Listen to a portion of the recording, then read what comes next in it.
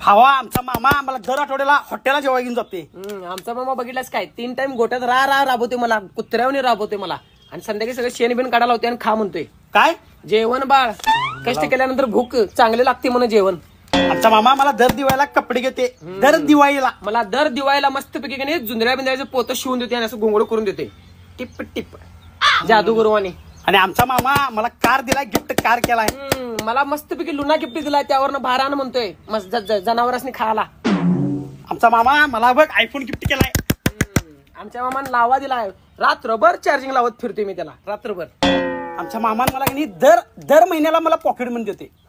आमचा मामा कुठलं पॉकेट मनी देतोय, शेण काढ म्हणतोय तेच आणि वाळत घाल म्हणतोय आणि विक म्हणतोय तीच पॉकेट मनी म्हणा.